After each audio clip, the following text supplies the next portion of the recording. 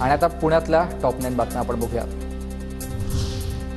उजनी धरणावर आता विद्युत रोषणाईतून साकारली तिरंग्याच्या प्रतिमा। अतुल भालेराव यांच्या ड्रोन कॅमेरामधील खास दृश्य। पिंपरी चिंचवडमध्ये वाहन फोडाफोडीचं सत्र सुरूच आहे। निगडी परिसरामध्ये अज्ञातांकडून 13 ते 14 वाहनांची तोडफोड। अज्ञातांना रिक्षा आणि बसच्या काचा फोडल्या। तृतीयपंथीयांना सरकारी योजनांचा लाभ मिळवण्यासाठी पुण्यामध्ये समाज कल्याण विभागाकडून हेल्प डेस्क सुरू करण्यात आले। तर योजनांच्या कागदपत्रांची माहिती मिळवण्यासाठी हेल्पलाईन नंबरची सुविधा। पुणे पोलिसांच्या अंमली पदार्थ विभागाकडून लोहगाव परिसरात छापा। 1 कोटी रुपयांचे अंमली पदार्थ जप्त। 3 जण पोलिसांच्या ताब्यात।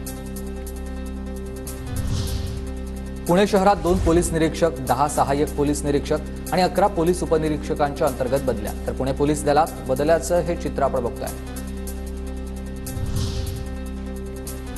वैद्यकीय अभ्यासक्रमाच्या विद्यार्थ्यांच्या आत्महत्येच्या प्रमाणामध्ये वाढ। तर विद्यार्थ्यांच्या समुपदेशनासाठी छात्रमानस योजना राबवण्यात येणार आहे। वैद्यकीय शिक्षण विभागाचा हा निर्णय। पुण्याच्या भोरमध्ये संग्राम थोपटेंच्या अंतर्गत आता अनंत निर्मल ट्रस्टकडून महिलांसाठी मोफत शिलाई मशीन प्रशिक्षण कार्यशाळा। महिला सक्षमीकरणासाठी ग्रामीण भागातील महिलांना हे प्रशिक्षण।